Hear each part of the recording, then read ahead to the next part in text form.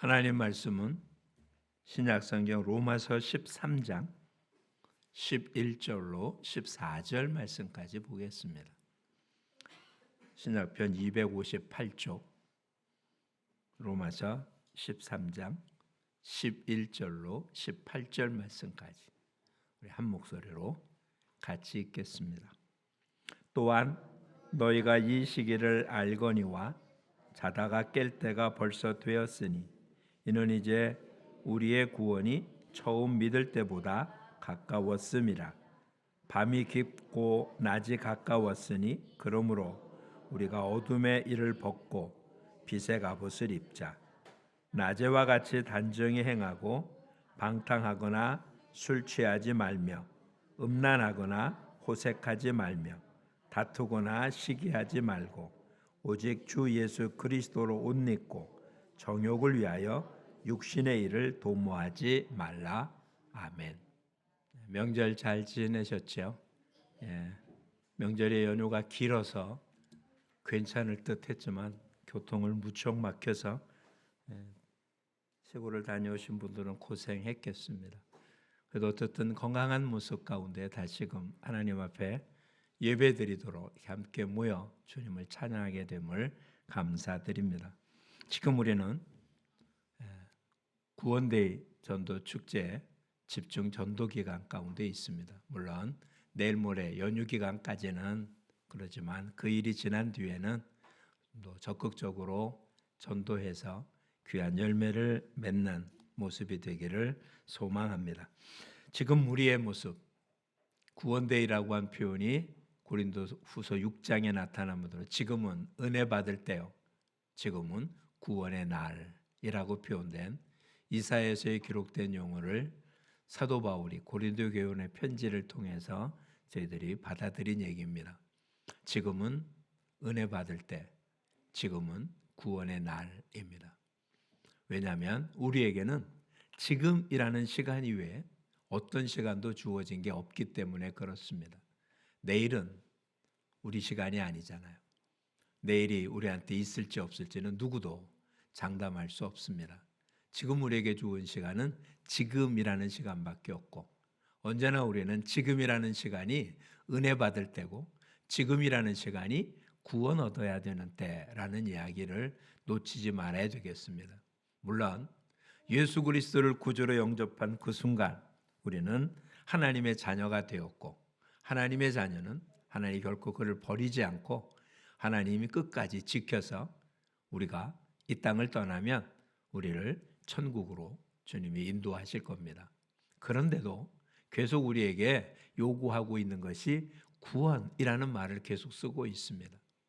그 얘기는 우리가 하나님의 자녀가 매일매일 되어야 된다는 얘기가 아니라 이 땅에서, 즉 어둠이 주관하고 있는 악한 영이 판치고 있는 세상에서 하나님의 자녀로 살아가는 것, 그 자체가 구원이라는 얘기입니다. 즉 우리의 욕심대로, 우리의 정욕대로, 내 마음대로 사는 삶이 아니라 하나님의 뜻대로 살아가는 삶, 그 자체가 구원이라는 거죠. 하나님 우리를 데려갈지 언제인지를 모릅니다. 언제 우리의 수명이 이 땅에 얼마큼 있을지는 아무도 모르죠. 연세가 많기 때문에 얼마 안 남았고 젊기 때문에 많이 남았다고 할 수 있는 사람도 아무도 없습니다. 하나님 우리를 언제 어떻게 데려갈지는 누구도 모르는 거죠. 근데 우린 그 끝은 압니다.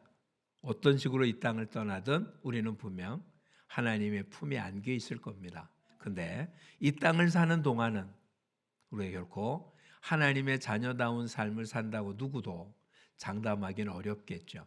그런 우리들에게 주님이 매일매일을 구원의 날, 은혜 받는 날로 살라고 그렇게 우리에게 알려주고 있는 것입니다. 그냥 세월이 흐르는 대로 시간 따라서 흘러가는 게 아니라 하나님의 뜻을 이 땅에 이루어가는, 그것이 매일매일 이루어가는 구원의 날인 것입니다. 로마서 12장에는 이 세대를 본받지 말고 하나님의 뜻, 아버지의 뜻이 무엇인지 분별하라. 그렇게 사는 것이 하나님께 드릴 영적 예배라고 표현합니다. 지금 우리에게는 예배라는 말이 아주 익숙한 표현이지만 성경이 기록될 당시에는 예배라는 말보다 제사라는 말이 훨씬 더 익숙한 모습이었을 겁니다. 제사는 성전에서만 드릴 수 있었기에 일상 가정에서는 제사를 드릴 수 없었습니다. 그런데 로마서에는 제사라는 말을 쓰지 않고 예배라는 말을 썼고, 역시 예배도 개인이 드릴 수 있는 게 아니라 어찌 보면 공동체가 함께 모여서 하나님 앞에 드리는 것이잖아요. 그런데 이것을 우리의 모습, 영적 예배라는 모습은 일상 우리의 생활을 뜻하는 거죠. 즉 우리의 생활이 매일매일 영적 예배를 드리는 삶, 그게 매일매일의 구원데이, 구원 얻는 삶의 모습이라고 소개한 것입니다. 우리는 이 땅에 살면서 조금만 신경 안 쓰면 신앙의 방법이 아닌 세상의 방법으로 살아가게 됩니다.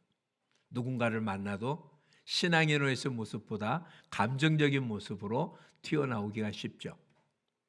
가장 간단한 얘기로 하면 누구든 운전대를 잡으면 다 뒤에 XX가 붙게 됩니다. 그렇죠? 그러니까 평상시에는 모르다가도 내 삶 속의 모습이 닫히면 내 본래 모습이 튀어나오는, 그것은 우리가 아직도 구원 얻어야 되는 사람들, 은혜 받지 않으면 안 된다는 얘기죠. 편안할 땐 모르지만 문제가 생기면 우리는 우리의 본래 모습이 드러나게 되어지는 거잖아요. 그런 모든 것에서 은혜를 입고 또한 구원을 얻고 살라는 것입니다. 그런 구원 얻는 삶의 모습은 우리만이 아니라 이 땅의 모든 사람들이 이렇게 구원 얻기를 원해서 오늘이라는 날을 우리에게 허락한 거죠. 우리만 구원 얻는다면 하나님 우리에게 더 다른 걸 요구할 필요가 없었을 거예요. 그냥 그날 신앙생활하는 사람을 데리고 주님의 나라 갔으면 될 테니까. 그런데 하나님은 한 영혼도 잃어버리기를 원하지 않아서 오늘이라는 시간을 우리에게 허락하며 오늘이라는 날 누구에게가 은혜를 베풀고 누구에게 구원의 때가 되어지는 삶을 우리를 통해서 이루어지길 원하는 거죠. 오늘 본문에 나타난 모습을 보십시오. 지금이 어떻다고요? 자다가 깰 때가 되었고 이는 우리의 구원이 처음 믿을 때보다 가까웠다. 이때 구원은 매일매일의 구원이 아니라 주님의 재림을 의미하고 있는데, 초대교인들의 가장 큰 모습은 주의 재림이었어요. 왜냐하면 이 땅의 삶이 너무 어려웠습니다. 이 땅에서 신앙생활 한다는 자체가 너무 힘들었어요. 로마 황제들의 핍박이 우리가 지금 생각하는 것 이상의 모습입니다. 내가 그리스도인이라는 것을 겉으로 드러내기가 힘든 세상이었어요. 그게 드러나는 순간 붙잡혀가고 심하면 죽임을 당했기 때문에 고통스러웠습니다. 숨어 살면 되지만 또 그러지도 못했어요. 그리스도인들은 숨어 살 수도 없었어요. 만나는 사람들, 주변의 사람들에게 예수가 그리스도라고 전하고 예수 믿어야 구원 얻는다는 말을 항상 전하고 살았기 때문에 더 고통스러웠죠. 근데 그런 고통스러기가 아무리 그러워도 지금 주님의 때는 하루하루 지나갈수록 하루하루 가까워지기 때문에 라고 표현한 거예요. 물론 그런 날짜가 2000년이 지났습니다. 그런데 이런 2000년으로 생각하지 말고 그냥 하루하루를 생각해 보십시오. 내일을 생각하지 말고 하루하루. 그럼 우리는 전상 언제 산다고요? 하루만 사는 거예요. 하루. 오늘 하루는 그만큼 주님께 가까운 날이 되는 것입니다. 그리고 오늘 하루는 더 은혜 받아야 되는 거죠. 오늘 하루는 더 구원의 모습에 가까워져야 되는 거예요. 지금이 어떻다고요? 밤이 깊고 낮이 가까웠다. 세상이 어둡다는 것, 도덕이 땅에 떨어졌다는 것, 정의가 없다는 것, 질서가 무너졌다는 것, 사랑이 식어져 갔다는 것, 이거는 다른 게 아닙니다. 밤이 깊어져 갔다는 거죠. 밤이 깊으면 새벽이 오는 거잖아요. 그러니 이런 어둠 세계로 끝나지 않고 이 어둠의 세계는 곧 새벽이 오므로 주님이 오심으로 이 문제를 해결할 것입니다. 그런데 문제는 우리가 살고 있는 세대가 어둠의 세계라는 거예요. 근데 우리는 빛의 자녀입니다. 어둠의 세계 속에 어둠으로 살면 아무런 문제가 없지만 어둠의 세계 속에 빛의 갑옷을 입고 사는 건 결코 쉬운 일이 아니잖아요. 그게 오늘 우리들 속에 있는 딜레마인 겁니다. 우리 모두는 빛의 자녀입니다. 그런데 우리가 살고 있는 세상은 어둠이에요. 그것도 어떻게 한다고요? 점점 어두워져 가고 있습니다. 점점 어두워져 간다는 얘기는 새벽에 가깝다는 얘기고, 새벽이 가까우면 그때 일어나면 되는 게 아니라 어둠 속에서도 우리는 어둠과 동화돼 사는 사람이 아니라 비록 어둠에 살고 있어도 빛의 갑옷을 입고 살아야 되는 사람들이라는 이야기가 되는 겁니다. BC 586년에 남쪽 유다는 바벨론에 의해서 망합니다. 근데 그 이전에 이미 두 번이나 바벨론의 느부갓네살 왕이 이스라엘을 쳐들어와서 많은 이들을 포로로 잡아갔습니다. 세 번째 전쟁 586년에 완전히 나라가 망하고 성전이 무너지고 왕까지 다 잡혀가는 일이 생깁니다. 첫 번째로 포로로 잡혀갔던 사람들 중에 다니엘이 존재했었고, 다니엘은 유력한 소년이라 바벨론에 공부를 하게 되는 특권을 얻게 되죠. 근데 그는 왕궁에서 교육을 받는 동안에 뭐라고요? 나는 왕의 진미와 포도주를 통해서 몸을 더럽히지 않겠다 결심하고, 이 얘기는 단순하게 생각하면 됩니다. 즉 이스라엘 사람, 유대 사람을 청년이죠. 청년이라보다는 소년이 맞을 겁니다. 아직도 10대였을 거라고 생각되는데 10대인 다니엘과 그의 친구들을 바벨론에서 바벨론 교육을 시키면서 바벨론화 시키는 것입니다. 근데 그렇게 안 되겠다고 거부한 거죠. 비록 바벨론에 살지만 바벨론에서 바벨론의 문화와 바벨론의 교육을 받으며 바벨론의 왕궁에서 바벨론식의 모든 것을 공급받고 있지만 바벨론화 되지 않겠다고 하나님이 은혜를 주어서 그렇게 할 수 있도록 지켜주십니다. 어둠에 살고 있습니다. 지금 우리가 살고 있는 게 어둠입니다. 어둠에 사는 가장 좋은 방법, 인간의 처세술은 로마에 가면 로마식으로 사는 것입니다. 어둠이 깃들면 어둠의 옷을 입으면 되고, 밝아지면 밝으면 됩니다. 교회 오면 교회 온 대로 지키고, 직장 가면 직장의 모습으로 있고, 믿지 않는 가족들과 있으면 그렇게 있고, 그게 가장 이 땅을 가장 편하게 사는 처세술입니다. 그런데 다니엘 그렇게 하기를 거부합니다. 그를 지키는 신하가 뭐라고 얘기합니까? 너로 인하여 내 목이 잘리면 어떡하냐? 실험해 보십시오. 근데 채식만 먹은 다니엘이 훨씬 더 다른 바벨론의 모든 좋은 것을 공급받은 자보다 더 좋자 남은 모든 교육기관을 그렇게 하도록 하고, 하나님은 그들에게 지혜를 더 주었고 다니엘에게는 꿈을 해몽하는 놀라운 능력까지도 주었다라고 다니엘서 1장은 기록해주고 있습니다. 어둠에 속할 때는 어둠에 동화되는 것이 가장 잘 사는 것 같고 안전한 것 같고, 오히려 더 적극적으로 그 속에 참여해야 거기서 성공하고 살 수 있을 것 같은데, 오히려 어둠에 동화되지 않기를 다짐하고 그렇게 살 때 하나님은 그에게 은혜를 주었고 어둠에 동화된 어떤 자들보다 더 뛰어난 모습을 주었음을 역사가 우리한테 알려주고 있습니다.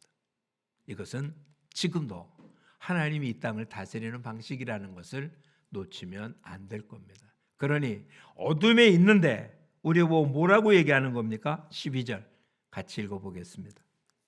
밤이 깊고 낮이 가까웠으니 그러므로 우리가 어둠의 일을 벗고 빛의 갑옷을 입자. 어둠에 있지만 어떻게 보면 빛의 갑옷이 아닌 상태에서는 어둠 안에서는 무엇을 입든 어떻게 행동하든 구별이 없을 겁니다. 근데 어둠의 옷은 벗고 뭘 입자고요? 빛의 갑옷을 입자고요. 세상에 있지만 세상에 동화되지 말자고요. 우리 영혼이 우리 육신 가운데 있지만 육신이 원하는 대로 영혼을 끌려가게 하지 말자, 이런 이야기예요.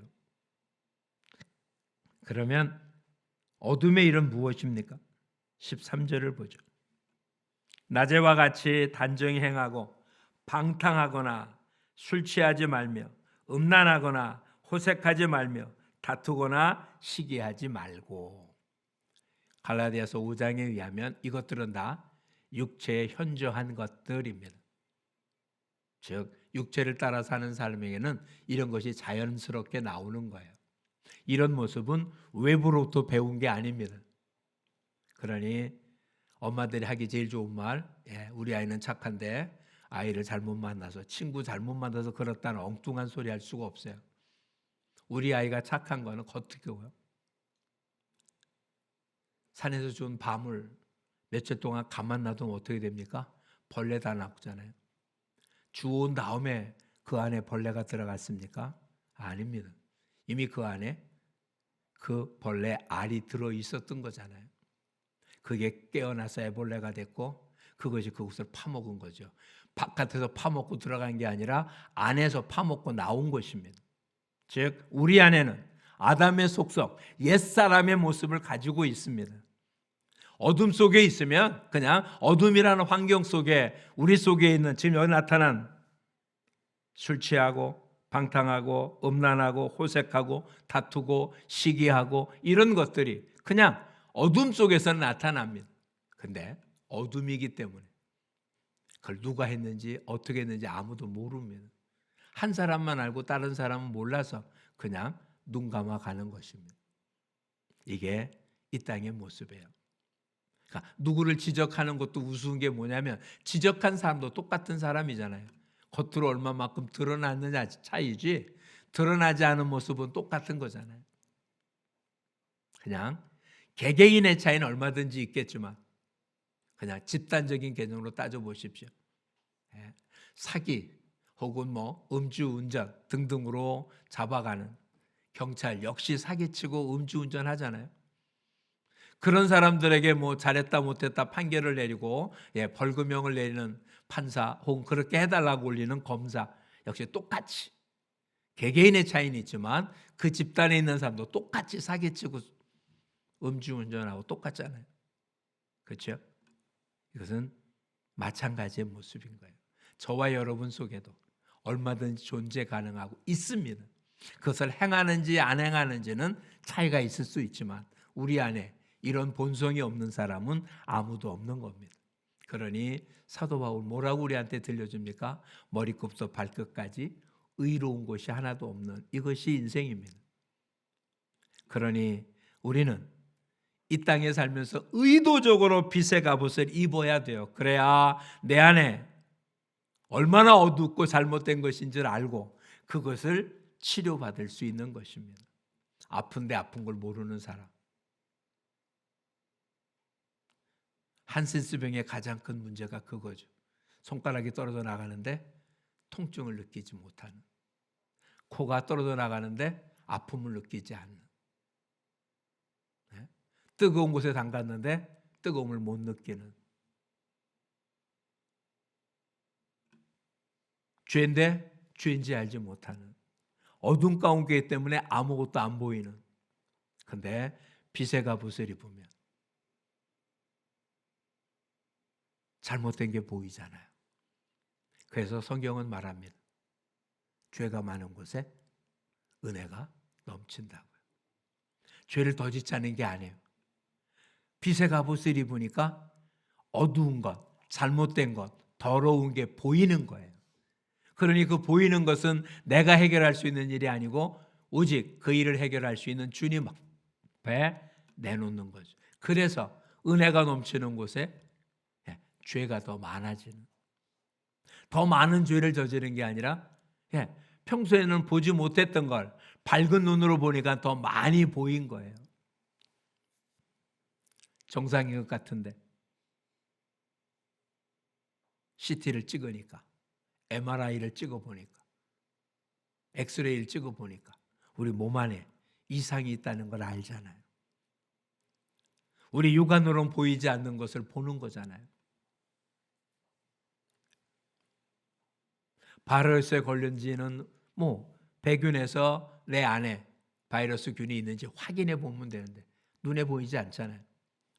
확인해서 확대한 현미경으로 봐서 확인한 것 아니겠어요? 그러니 저와 여러분의 삶, 지금이 은혜 때 구원의 날이라면 오늘 우리가 해야 될 것은 빛의 갑옷을 입고 사는 것입니다. 즉 빛의 갑옷은 말씀의 옷을 입는 거예요. 하나님은 빛이십니다. 요한 1서에 기록되죠. 그렇죠? 그에게는 어둠이 조금도 없습니다. 그러니까 말씀의 빛 앞에 우리의 삶을 비추고 사는, 그래서 언제나 주님 앞에 온전한 모습입니다. 14절 같이 읽어보죠. 오직 주 예수 그리스도로 옷 입고 정욕을 위하여 육신의 일을 도모하지 말라. 자, 12절에는 어둠의 일을 벗고 무엇을 입자고요? 빛의 갑옷을. 근데 14절에는 오직 주 예수 그리스도로 옷 입고, 그러니까 빛의 갑옷이 곧 뭐가 됩니까? 예수 그리스도가 빛의 갑옷입니다. 똑같잖아요. 빛의 갑옷으로 입자라고 한 뒤에 예수 그리스도로 옷 입고라고 했으니까 빛의 갑옷이란 예수 그리스도고, 예수 그리스도는 말씀입니다. 요한복음 1장 1절. 말씀이 육신이 돼요.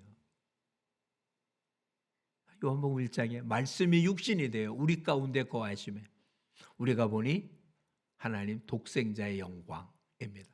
말씀이 육신이 되었습니다. 말씀을 입습니다. 말씀을 입고 산다는 건 무엇일까요? 14절 하반절에 정욕을 위하여 육신의 일을 도모하지 않는 삶이 예수 그리스도로 옷 입은 것입니다. 정욕을 위하여 육신의 일은 가만 놔둬도 그렇게 하는 것입니다. 누군가가 우리에게 거짓말을 가르치지 않습니다. 죄라는 건 누가 가르쳐 주는 게 아닙니다. 속이고 감추고 하는 것 누가 가르쳐 주지 않습니다. 그렇죠? 도둑을 잡는 경찰은 학교가 있는데 도둑을 키우는 도둑 학교는 없습니다. 정의와 공의를 살라는 학교는 있지만 거짓을 가리키는 학교는 존재하지 않습니다. 가리킬 필요가 없습니다. 그냥 육신의 정욕을 따라 살면 그렇게 되는 것입니다. 그러니까 육신의 정욕을 따라 살지 않으려면 말씀으로 자기 자신을 이겨나가야 된다는 거죠. 저와 여러분은 하나님의 자녀, 빛의 자녀입니다. 그래서 빛의 열매에 대해서는 에베소서에 기록이 됩니다.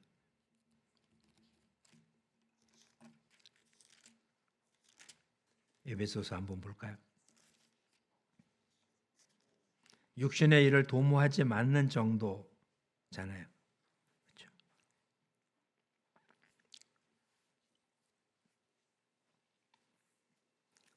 우선 빛의 자매를 보기 전에 에베소 6장의 하나님의 전신갑주를 먼저 보겠습니다. 자, 빛의 갑옷을 입자, 예수 그리스도로 옷 입자라고 한 모습이 에베소 6장에는 우리 보고 11절에 하나님의 전신갑주를 입으라고 표현합니다. 몸 자체를 이야기하는 게 아니라 몸에다 걸치는 것입니다. 빛의 갑옷, 예수 그리스도의 옷, 하나님의 전신갑주. 왜 그럴까요? 이 땅을 사는 동안 우리 몸은 절대로 거룩해지지 않습니다. 우리 몸은 정욕에서 완전히 해방될 수가 없습니다. 육신으로 있는 한 우리 몸의 욕심은 없어지지 않습니다. 그러니 그걸 없애는 게 아니라 여기다 어떻게 한다고요? 갑옷을 입어서 육신의 것이 바깥으로 나오지 않도록 하는 것입니다. 또 그것을 공격하는 외부로부터 내 몸을 보호하는 것, 이것입니다. 하나님의 전신갑주. 어떤 거였습니까? 14절입니다. 6장 14절부터 보면 서서 진리로 허리띠를 띠고 의의 호신경을 붙이고 평안의 복음에 준비한 신을 신고 믿음의 방패를 그리고 불화살을 소멸하고 구원의 투구 성령의 검. 그는 로마 사람들의 갑옷을 그대로 전신갑주라는 이름으로 다른 이름을 붙인 것입니다. 이것이 없으면 일단은 적으로부터 나를 보호하는 것, 이게 안 되는 것뿐만 아니라 내 안에 끓어오르는 육신의 욕심을 이길 방법도 없는 것입니다. 유튜브를 보고 있는 도중에 중간에 광고가 나오잖아요. 광고 가운데 이런 광고가 있더라고요. 코르셋이라고 합니까? 여성에 대한 배가 이렇게 나왔는데 쭉 입으니까 완전히 S라인을 만들어줍니다. 10초면 되는데 그래서 뭐 우리 엄마 얼마 만에 뭐 몇 킬로 뺐다 이런, 실제로 될지는 모르지만 그렇습니다. 아주 오래된 영화에 의하면 서구 사람들 옷 입기 전에 뭐부터 합니까? 그렇게 꽉 조여 있는 거 입잖아요. 그렇죠? 그래서 몸매를 만들어가는 모습. 내 안의 걸 바깥으로 나가지 않도록 하는 행위, 이것도 값없이 하는 일입니다.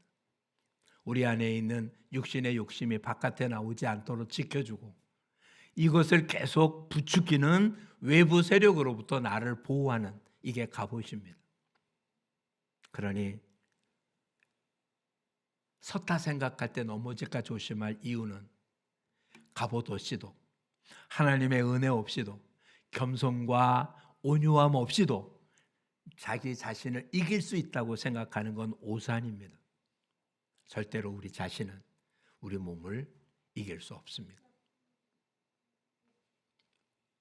겟세마네 동산에서 예수님이 제자들에게 뭐라고 얘기합니까? 마음은 원인데 육신이 약하다고요. 예수님이 여러 번 이야기해도 그들은 결코 졸음을 이기지 못했습니다.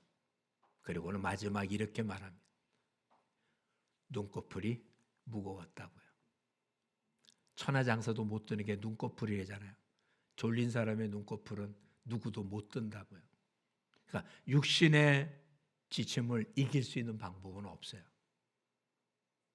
하나님의 은혜, 하나님의 전신갑주, 말씀 따라 사는 삶 이외에는 우리 안의 욕심을 이길 방법은 없습니다. 그러니 왜 말씀을 묵상하는 자가 복 있는 사람일까요? 그러지 않고는 육신을 이길 길이 없고, 육신의 길은 분명히 갈라디아서요 사망이라고 표현하고 있습니다. 육신을 따라 살면 사망입니다. 성령을 따라 살면 생명입니다. 그런데 육신은 성령을 거스리고 성령은 육신을 거스립니다. 그러니 이 두 가지가 우리 안에 계속 싸우고 있는 거죠. 하나님의 뜻대로 살려고 하는 내 안에 육신이 편안하고자 하는 곳에서 싸운다 이거예요. 이 싸움을 이길 수 있는 건 외부의 힘이 아니라 하나님의 전신갑주 예수 그리스도 말씀을 삶 속에 실천하는 것밖에 없습니다. 요한계시록 1장 3절에 뭐라고요? 이 예언의 말씀을 읽는 자와 듣는 자와 그 가운데 기록된 것을 지키는 자가 복이 있다. 우리는 이 얘기를 새벽에 여러 번 말씀드렸거든요. 요한계시록을 써서 우리한테 줄 때는 모든 성도들이 요한계시록이라고 하는 성경을 갖고 있지 않았었습니다. 이렇게 모임이 있는 교회라고 불려진 곳에 요한계시록이라는 필사본 하나 있으면 다행인 거예요. 그러니 모든 성도들은 누군가가 앞에서 읽어줘야 듣는 거죠. 그게 읽는 자예요. 읽는다는 건 누구한테 듣도록 읽어주는 겁니다. 나 혼자 성경을 읽는 게 아니고요. 누구에게 읽어주는 자가 복이 있는 거예요. 왜? 성경이 그 당시에는 모든 사람이 아니니까 성경을 갖고 있는 사람은 다른 사람한테 읽어줘야 되고, 그러니까 성경을 읽는 게 아니라 뭐 하는 거라고요? 듣는 거예요. 듣는 자가 복이 있어요. 듣는다는 건 뭐 하는 거라고요? 그 가운데 기록된 것을 지키는 거예요. 그러니 하나님의 전신갑주를 입는다는 것, 빛의 갑옷을 입는다는 것, 그리고 예수 그리스도로 옷 입는다는 건 뭐 하는 겁니까? 말씀을 듣는 거예요. 그리고 말씀을 아는 자가 다른 사람에게 말씀을 읽어주는 거예요. 그리고 그것을 지키는 게 전신갑주를 입는 겁니다. 저와 여러분, 마지막 때가 가까운 이때 하나님 우리에게 요구하는 건 개인적으로는 하나님의 전신갑주, 말씀으로 무장해서 악에 혹은 자신의 욕심에 끌려가는 삶을 살지 않는 그런 모습이 되기를 원하는 거고, 마지막 때가 가까운 이때 우리한테 누군가에게, 우리 주변의 모든 사람에게 하나님의 말씀을 자꾸 읽어주기를 원하고 있는 겁니다. 이 예언의 말씀을 읽는 자가 복이 있습니다. 다시 말씀드립니다. 읽는 자는 뭐 하는 자라고요? 읽어주는 자가 복이 있다라는 말이 더 명확한 뜻입니다. 누군가의 하나님의 말씀을 들려주는 자는 복 있는 사람입니다. 그것이 하나님의 전신은 갑주를 입은 사람의 삶의 모습이고요. 그것을 지금 우리에게 요구하는 것입니다. 오늘 본문, 아까 빛의 열매 말씀드렸잖아요. 빛의 열매를 한번 살펴보죠. 5장입니다. 에베소서 5장 8절과 7절을 읽어보겠습니다. 에베소서 5장 8절과 7절 같이 읽어봅니다. 너희가 전에는 어둠이더니 이제는 주 안에서 빛이라. 빛의 자녀들처럼 행하라. 빛의 열매는 모든 착함과 의로움과 진실함에 있느니라. 18절 말씀을 다시 한번 잘 살펴보시죠. 너희가 전에는 뭐였다고요? 어둠입니다. 지금은 빛입니다. 근데 뭐라고요? 빛의 자녀들처럼 행하라. 뭔가 말이 안 맞잖아요. 지금은 빛이면 빛의 생활을 하라 그러면 되는데 빛의 뭐처럼? 자녀처럼. 신부는 빛의 자녀지만 우리의 모습은 온전히 빛이 아닌 거예요. 신부는 빛의 자녀지만 우리는 아직도 어둠의 육신을 가지고 있으니까. 그런데 완벽하지는 않아서 빛의 모습은 아니지만 행동하는 건 어떻게 하라고요? 빛의 자녀처럼 행동하라고요. 아직 익숙하지가 않은 거예요. 온전한 빛이 아닐 수도 있어요. 그런데 빛의 자녀, 본질적인 모습이에요. 그러니까 주민등록상 하나님 나라의 신분증을 갖고 있지만 육신을 갖고 있는 동안은 우리들은 육신적인 생활을 하는데 이제 하나님 나라의 신분증을 가진 사람은 이 땅에서 어떻게 살라고요? 빛의 자녀처럼 살래요. 빛의 자녀처럼. 빛의 자녀처럼 살면 빛의 자녀가 되는 건 아닙니다. 빛의 자녀인데도 온전한 빛이 아니기 때문에, 빛의 자녀인데도 가만 놔두면 육신의 욕심대로 살기 때문에, 이것이 완전히 빛이 된 뒤에 빛의 자녀로 사는 게 아니라 아직도 부족한 투성이인 우리들이 빛의 자녀처럼 말하고 행동하고 움직여 사는 것, 그게 뭐라고요? 착함, 의로움, 진실함이랍니다. 이걸 아까 로마서에서 뭐라고요? 육신의 일을 도모하지 말라고. 이제 저와 여러분의 삶은 분명해졌습니다. 지금이 어느 때라고요? 처음 믿을 때보다 마지막 때가 가까웠습니다. 이건 뭐 날짜 계산할 게 아니라 그냥 오늘이 무슨 날이라고요? 구원의 날입니다. 오늘이 은혜 받을 날입니다. 오늘 어떻게 살아야 됩니까? 육신대로 살면 안 됩니다. 정욕대로 살면 안 됩니다. 말씀의 옷을 입고 살아야 됩니다. 빛의 갑옷을 입어야 합니다. 하나님의 전신갑주를 입어야 합니다. 이거는 외형적인 옷이 아니라서 입었는지 안 입었는지 모릅니다. 그러니 입은 사람의 삶의 모습은 뭐라고요? 착함, 의로움, 진실함입니다. 그가 빛의 갑옷을 입었는지 아니면 어떻게 한다고요? 누군가에게 뭐 한다고요? 말씀을 읽어주는 사람입니다. 사도 바울은 고린도 교회에 보낸 두 번째 편지 속에서 너희는 그리스도의 편지다. 즉 하나님의 말씀을 읽어주는 사람들, 그걸 요즘 우리 용어로 얘기해서 전도가 되는 거죠. 저와 여러분의 삶은 그들이 믿고 안 믿는 건 알 수 없지만 우리의 역할이 뭐라고요? 말씀을 읽어주는 삶. 여러분의 얼굴을 통해서 하나님의 말씀이 읽혀질 수 있기를 축복합니다. 여러분의 언어 생활을 통해서 다른 사람들이 그 속에서 하나님의 말씀을 들을 수 있는 그런 언어 되기를 축복합니다. 여러분의 생활을 통해서 하나님의 음성이 들리는 편지로서 역할을 하는 하나님의 말씀을 읽어주는 사람들이 되기를 축복합니다. 이거는 해도 되고 하지 않으면 어쩔 수 없는 게 아니라 우리한테 주어진 사명인 것입니다. 똑같이 행동하지는 않습니다. 왜? 우리에게 준 은사가 각양 다르니까. 어떤 사람은 아주 말을 잘하고, 어떤 사람은 봉사를 잘하고, 어떤 사람은 누구를 잘 도와주고, 어떤 사람은 어떤 지도력이 있고, 우리한테 주어진 은사가 다르니까 말씀을 읽어주고 전해주는 방법은 다 다를 수는 있습니다. 그런데 무엇을 하든 하나님의 영광을 위하여 산다면 우리는 이 마지막 때, 이 구원의 때 올바로 사는 삶이면은 틀림이 없습니다. 특별히 우리는 오늘 우리 평균 나이를 따지면 우리 오늘 유초등부 친구들이 함께 참석해서 쭉 떨어지지만 이들이 없다면 평균 나이가 50이 넘습니다. 대기업 같으면 다 은퇴해야 돼요. 그렇죠?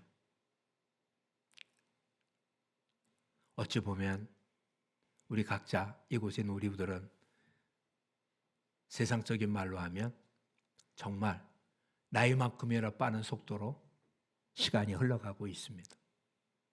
시속 80km로, 시속 70km로, 시속 60km로.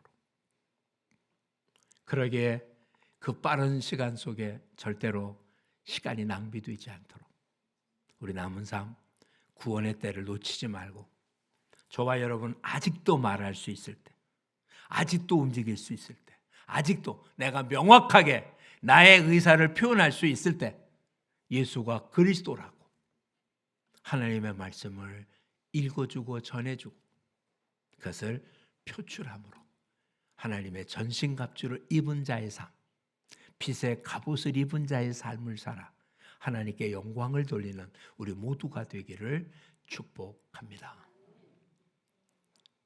그 결과가 전도한 사람이 이곳에 나오는 거지만 이 결과는 모릅니다. 그냥 울며 씨를 뿌릴 뿐입니다. 그럼 누군가는 기쁨으로 단을 거두겠죠. 그러니 우리는 씨를 뿌리고 누군가가 뿌린 씨앗을 거두는 것입니다. 만약에 우리가 못 거둔다면 내가 안 뿌린 게 아니라 내 앞선 사람들이 뿌리지 않았기 때문에 내가 못 거두는 거고 내가 뿌리면 내 뒤에 있는 사람 누군가가 거두게 될 것입니다. 하나님의 나라는 하나입니다. 이곳에 뿌리든 저곳에 뿌리든 이곳에도 건지든 저곳에도 건지든 이 교회 나가든 저 교회 나가든 하나님의 나라는 하나입니다. 그러니 여기만 있어야 될 일이 아니니까 우리는 하나님의 나라를 일하는 하늘나라의 공무원이지 삼일성서 교회에 소속한 조그만 집단이 아닙니다. 우리 모여 예배드리게 우리가 이렇게 모여 있는 것뿐이죠.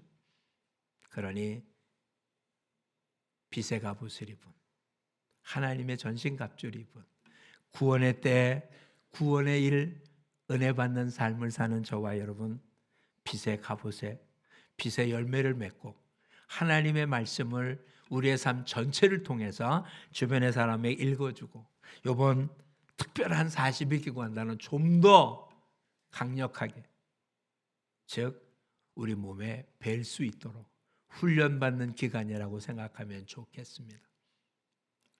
이번 아시안 게임을 통해서 선수들 한번 생각해 보십시오.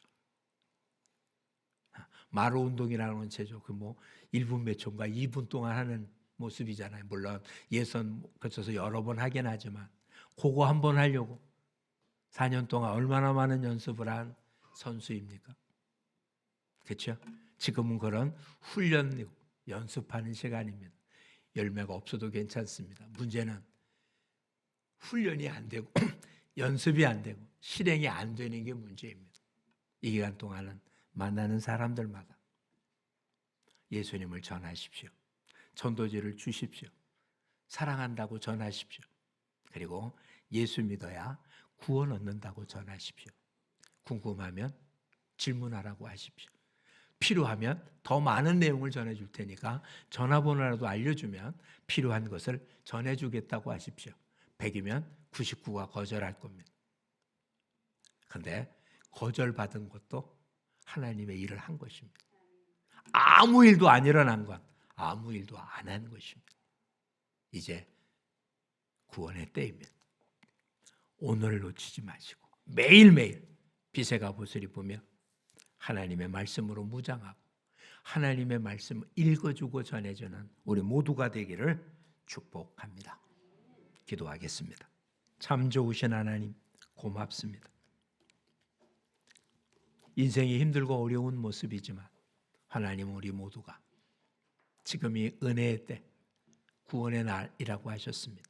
결코 오늘은 힘들고 어려워 보여도 이 날이 은혜 받는 날이기에 어떤 환경 속에서도 은혜의 하나님을 바라보며 위로받고 힘을 얻을 뿐만 아니라 똑같은 어려움 속에서 구원이 아닌 사망을 향하여 가는 자들에게 이 놀라운 복된 소식을 전함으로 하나님께 영광을 돌리는 우리 모두가 되게 하여 주옵소서. 그리스도의 편지인 우리를 통하여 가족과 이웃들에게 예수님의 말씀이 증거되어지는 복된 모습, 어둠 속에서 빛이 되어서 길이요 진리요 생명이신 천국 가는 길을 예수님을 제대로 알려주는 우리의 삶이 되게 하여 주옵소서. 이 과정 속에 어둠 속의 빛이라 수없이 많은 고통과 환난, 괴로움이 있을 수 있으나 주께서 사도 바울의 표현하신 대로 이것이 은혜라고, 약한 것때 강함이라고, 오히려 그리스도의 능력이 내 안에 있다고 표현한 모습처럼 약해 보이지만 하나님의 능력이 내 가운데 있기에 오히려 주님만 높이는 삶이 되는 우리 모두가 되게 하고 하늘의 상급을 쌓아두는 복된 모습 되게 하여 주옵소서. 무엇보다도 주님, 이 기간 동안 주 예수를 믿으면 너와 내 가정이 구원을 얻겠다고 하나님의 말씀이 우리 모든 가정에 응답되고 열매 맺는 복된 모습이 되도록 주님 복의 복을 더하여 주시옵소서. 예수님 이름으로 기도합니다. 아멘.